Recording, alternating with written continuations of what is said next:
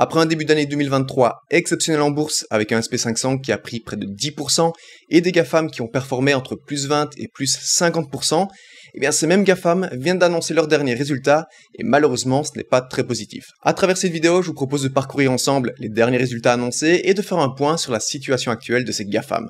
On ne perd pas de temps, je vous invite à laisser un gros pouce bleu pour soutenir la chaîne et pour aider cette vidéo à être mise en avant. Je vous invite également à vous abonner et à activer la petite cloche des notifications pour ne rater aucun contenu. Et dès que c'est fait, eh bien on va regarder ensemble ces annonces de résultats. C'est parti.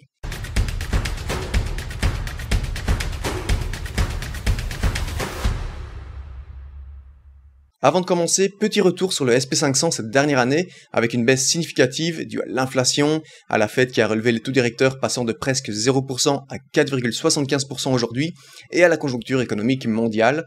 Sur l'année 2022, le SP500 a tout de même chuté de près de 20%, et là depuis le 1er janvier 2023, on voit un rebond de plus 8%. Le Nasdaq, lui, a perdu 33% en 2022, et ce mois de janvier lui a permis de récupérer une partie de cette baisse, avec une performance depuis le début de l'année 2023 d'environ plus 15%. Ce rebond s'est surtout ressenti sur les actions tech, et on aura l'occasion à travers cette vidéo de jeter un œil sur le cours de chaque GAFAM.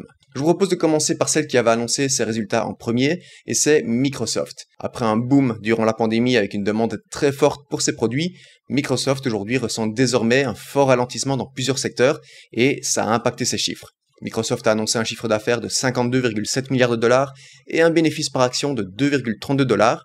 Sur un an, les ventes ont augmenté de 2% et le bénéfice, quant à lui, a baissé de 6%. Là où les chiffres ont le plus baissé pour Microsoft, c'est sur le segment PC, les ventes ont chuté de 19%. Donc on parle ici des logiciels PC, de consoles jeux vidéo Xbox, PC portables, etc. Par contre, ce qui a sauvé l'entreprise, c'est les services cloud avec notamment Azure qui propose toute une série de services et d'hébergements. Les revenus tirés du cloud, eux, ont augmenté de 29%, ce qui a été une surprise très positive car au-dessus des attentes. Le problème pour Microsoft, et ce qui inquiète les investisseurs, c'est la forte baisse de la demande pour les PC de bureau et PC portables. La livraison mondiale de PC au dernier trimestre 2022 a baissé de 29% et a baissé de 16% sur l'année 2022, comme on peut voir ici sur ce graphique. C'est surtout en vert la livraison de PC portables qui a vraiment baissé. Cela s'explique en partie par la pénurie de puces électroniques, même si elle s'est fortement améliorée depuis la crise sanitaire. On voit que les utilisateurs comme vous et moi utilisent leur PC plus longtemps, le cycle de remplacement des ordinateurs est plus long, et c'est principalement dû au coût qui a pas mal augmenté, et du côté professionnel, avec des entreprises qui licencient en masse. On rappelle d'ailleurs que Microsoft vient d'annoncer que l'entreprise allait licencier 10 000 employés, et bien la demande d'équipement pour les entreprises diminue. Les entreprises se retrouvent avec un surplus d'ordinateurs à ne plus savoir qu'en faire, et le marché de l'ordinateur est un marché qui est en train de se contracter, avec peu de perspectives de croissance en 2023, ce qui évidemment ne fait pas les affaires de Microsoft. Et pour revenir à Azure et au cloud, Microsoft a dit pendant l'annonce des résultats qu'il voyait un ralentissement également de la croissance dans ce segment. Alors, certes, la croissance devrait continuer en 2023, mais être beaucoup plus faible que ce qu'elle n'a été ces dernières années. Et également une autre info à savoir sur Microsoft, c'est que l'US Federal Trade Commission a bloqué la proposition de rachat d'Activision Blizzard, qui est un développeur et éditeur américain de jeux vidéo par Microsoft, pour un montant de 70 milliards de dollars. Et la raison est simple, une telle acquisition pourrait limiter la concurrence et donner à Microsoft un trop grand monopole dans certains marchés liés aux jeux vidéo. Du côté du cours de l'action, après une hausse exceptionnelle entre 2018 et 2021, avec un pic en novembre 2021 à 345 $, l'action Microsoft a perdu environ 24% de sa valeur, avec un plus bas fin 2022 à 214 $.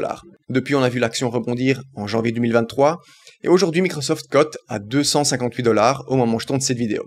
Le P/E ratio est de 28,7, et je rappelle que Microsoft paye un dividende, le rendement est aujourd'hui de 1,05%. Voilà pour les dernières infos concernant Microsoft, des résultats peu satisfaisant et une année 2023 qui s'annonce difficile.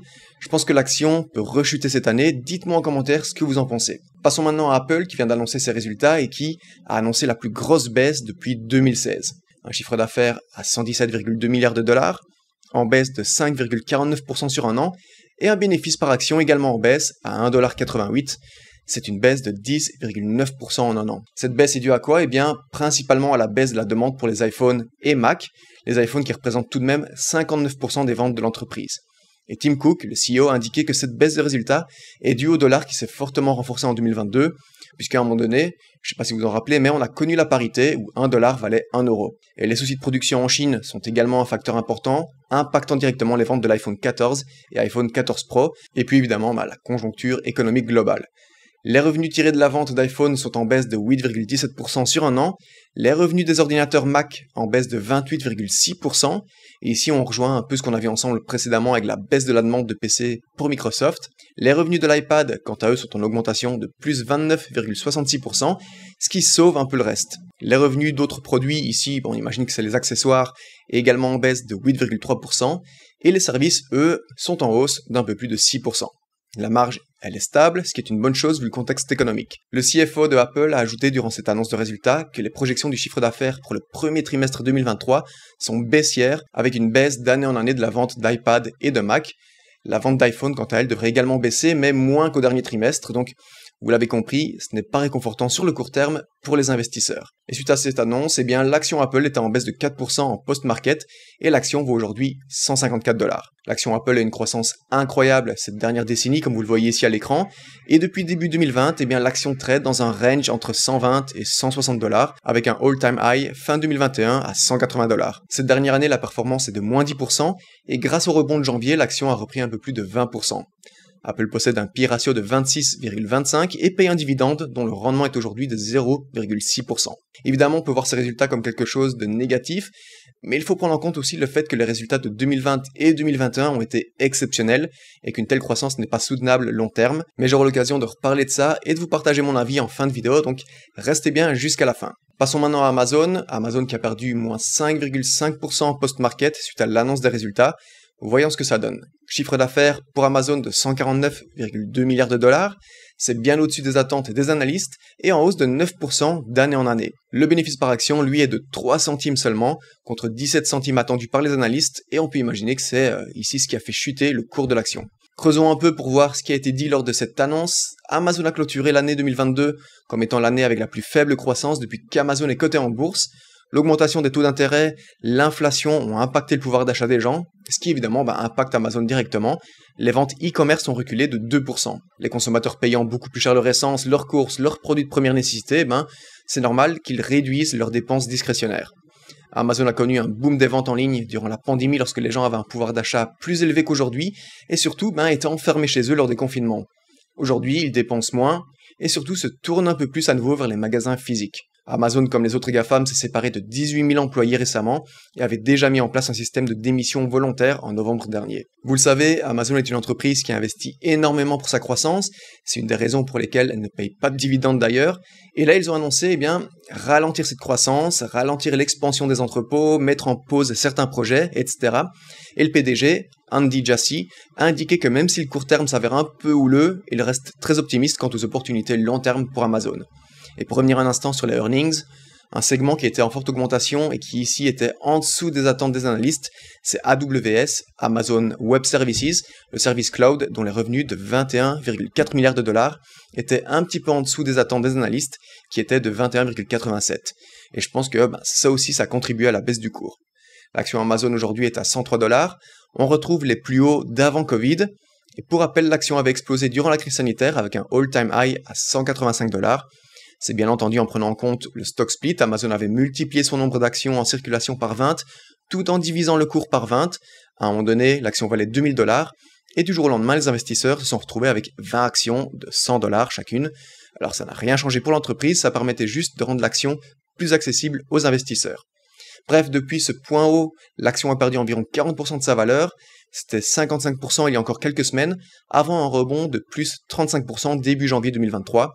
Et là, sur ces derniers jours, après l'annonce des résultats, l'action rechute à nouveau. Quatrième GAFAM, c'est Google, ou plutôt Alphabet, qui a publié des résultats, et également décevants, en dessous des prévisions des analystes. On va regarder ça ensemble. Google a annoncé un bénéfice par action de 1,05$ contre 1,18$ attendu, et un chiffre d'affaires de 76,05 milliards de $, contre 76,53 milliards attendus. Le chiffre d'affaires n'est en hausse que d'un petit pourcent d'année en année, ce qui est évidemment un mauvais signe, et il y a plusieurs explications à cela. Alors la raison principale, c'est bien sûr une diminution du budget publicitaire des entreprises, parce que pour rappel, la publicité représente plus de 80% des revenus d'Alphabet, avec YouTube, Google, etc.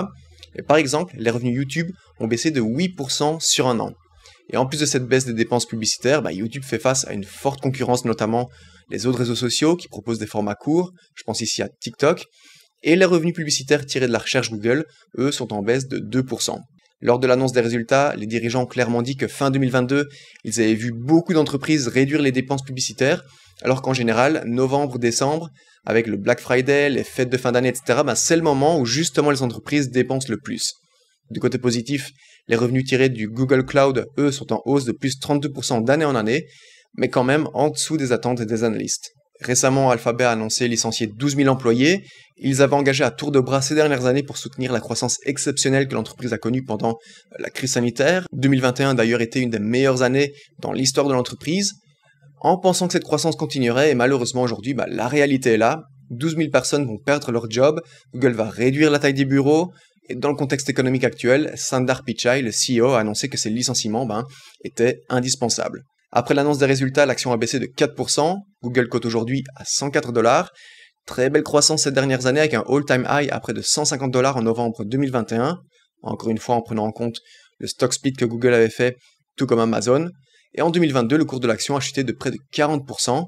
L'action avait atteint son point le plus bas en novembre dernier à 84 $ et depuis le cours est remonté d'environ 25%. Google ne paye pas de dividendes et a un PE ratio de 21. Et dernière GAFAM, ma préférée, c'est Meta. Meta a eu un rallye exceptionnel en janvier, je vous l'avais dit à de nombreuses reprises qu'à 80 $ l'action, c'était clairement sous-évalué et que ça n'avait aucun sens. Sur ces 3 derniers mois, l'action Meta a pris plus de 110% et on va jeter un œil à ça dans quelques minutes, mais d'abord regardons les résultats annoncés cette semaine. Le bénéfice par action est de 1,76 $ et le chiffre d'affaires est de 32,17 milliards de dollars contre 31,5 milliards attendus, ce qui est évidemment une très bonne nouvelle, mais cela représente tout de même une baisse de 4% en un an, et c'est le 3e trimestre consécutif que les revenus de Meta baissent. Tout comme Google, les dépenses publicitaires sont en baisse et Meta tire presque l'intégralité de ses revenus de la publicité. Lors de l'annonce des résultats, les dirigeants ont indiqué que l'entreprise avait atteint les 2 milliards d'utilisateurs journaliers. Et je ne sais pas si vous vous rendez compte, mais 2 milliards de personnes qui utilisent chaque jour les réseaux sociaux Insta, Facebook plus WhatsApp, c'est juste énorme quand on sait que la population mondiale est de 8 milliards. Ça veut dire que 25% des gens sur Terre les utilisent. Également, lors de cette annonce, Meta a indiqué faire un rachat d'actions pour environ 40 milliards de dollars, ce qui est une excellente nouvelle pour les investisseurs. Et Mark Zuckerberg a indiqué qu'il y aurait en 2023 des réductions drastiques des dépenses envers les projets qui ne performent pas ou qui ne sont pas une priorité. La priorité sur les prochains mois, c'est le développement des contenus courts sur Instagram et le développement de l'algorithme de recommandation de contenu grâce à l'intelligence artificielle. Les investisseurs ont très bien accueilli toutes ces annonces et le cours de l'action a grimpé de plus de 20% en un jour. Si on prend le cours de l'action devant nous, on peut voir que l'action avait bien grimpé ces 5 dernières années jusqu'à mi-2021, où l'action avait atteint son point le plus haut, à 380 $, avant de chuter fortement fin 2021 et tout au long de l'année 2022. Et ici, on ne parle pas d'une petite chute, le cours a perdu 75% de sa valeur pour atteindre les 80 $ en novembre dernier. Meta ne paye pas de dividendes et le PE ratio est aujourd'hui de 23,24.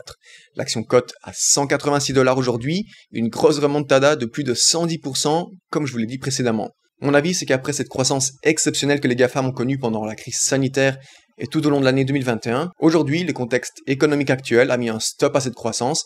Et 2023, ce n'est bien entendu que mon avis, mais 2023 va être difficile pour les GAFAM et je m'attends à ce que la croissance soit proche de zéro, je m'attends même à voir des bénéfices en baisse. Alors on peut se dire que la grosse chute du cours de ces actions GAFAM les a ramenés vers des valuations intéressantes. Le souci, c'est qu'avec une inflation élevée, des taux d'intérêt élevés, d'ailleurs, ces taux pourraient encore augmenter de minimum 25 ou 50 points cette année, 2023 s'annonce difficile pour les GAFAM. On a vu un joli rebond au mois de janvier, et on peut se demander si ce rallye haussier va durer, mais j'en doute fortement.